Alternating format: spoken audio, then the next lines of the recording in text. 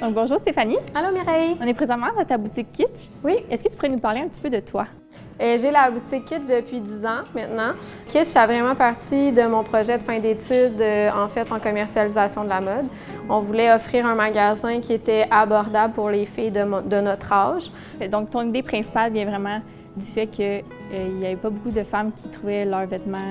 Oui, bien dans le fond, nous, en commercialisation de la mode, on était une petite équipe, on était comme une petite classe, on était à peu près 25. Puis, quand il y avait un morceau hot chez H&M, tout le monde l'avait dans la classe. Fait que là, on s'était dit, ouais, dans le fond, pour notre projet de fin d'études, il fallait créer un magasin où est-ce qu'on allait rejoindre les besoins de quelqu'un. Puis nous, ça a vraiment été ça notre idée de départ. On voulait que ce soit exclusif, que ce soit des marques qui n'avaient pas nécessairement en Estrie d'abord. On a même pendant plusieurs années importé des choses au Canada pour être sûr qu'on ne se ramasse pas avec tout le même linge à Sherbrooke. Donc, il y a quelques temps, tu as aussi créé la marque Daily Story Clothing. Pourquoi, pour toi, c'est important que les vêtements soient confectionnés ici au Québec? Bien, dans le fond, Daily, on l'a créé il y a 5 ans. Puis, il y a 5 ans, l'industrie de la mode n'était pas aussi en effervescence qu'en ce moment à Montréal. Puis, quand on pensait à designers québécois, on pensait automatiquement à un prix élevé. On voulait vraiment offrir un produit qui était abordable. Puis, c'est pour ça que c'était important pour nous de faire au Québec, c'est parce qu'on voulait, bon, tout d'abord, rejoindre toutes nos valeurs écologiques, aussi relationnelles. On trouve que, le fait que c'est fait à Montréal, on sait exactement qui coud les vêtements, on connaît leur qualité de travail, mais c'est sûr que ça va rejoindre aussi un marché qui n'avait pas vraiment, soit les jeunes femmes qui n'ont pas nécessairement les moyens de se payer une robe à 250 $. Donc, vous avez d'autres produits ici québécois qui ne sont pas des vêtements. Oui. Quel est ton objectif futur pour apporter plus de produits ici? C'est sûr qu'éventuellement, avec toute l'arrivée de la pandémie, c'est quelque chose à laquelle je pense plus. On a des maillots de bain, on a de la lingerie. On a rentré des produits qui ne sont pas faits au Québec, mais qui sont d'entreprises québécoises. Puis ça, pour moi, c'est encourager local aussi d'une certaine façon parce qu'on s'entend que ça fait vivre certaines personnes au Québec.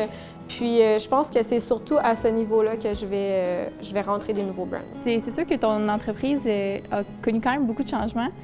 C'est quoi les plus grands facteurs depuis ton ouverture? Je pense que c'est vraiment l'implantation de plusieurs sphères. Quand on a ouvert, on avait juste des vêtements. Puis, c'est sûr, la boutique en ligne est devenue un gros challenge pour nous dans les dernières années. Avec la pandémie, ça a explosé, la boutique en ligne.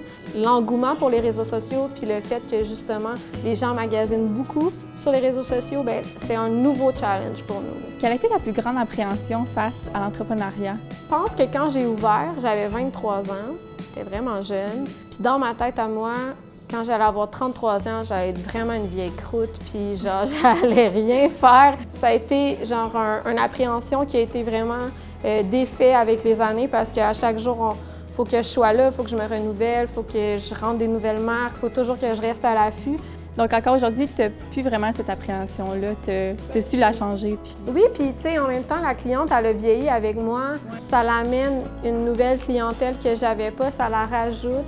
Puis maintenant, quand j'ai des clientes de 40 ans, on peut parler de plein d'affaires, puis je les comprends. Qu'aimeriez-vous que les futurs entrepreneurs au Québec sachent pour le futur?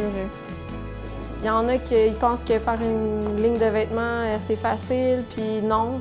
Moi, je travaille tout le temps, même les fins de semaine, les soirs. Quand ma fille est couchée, c'est un autre chiffre qui embarque.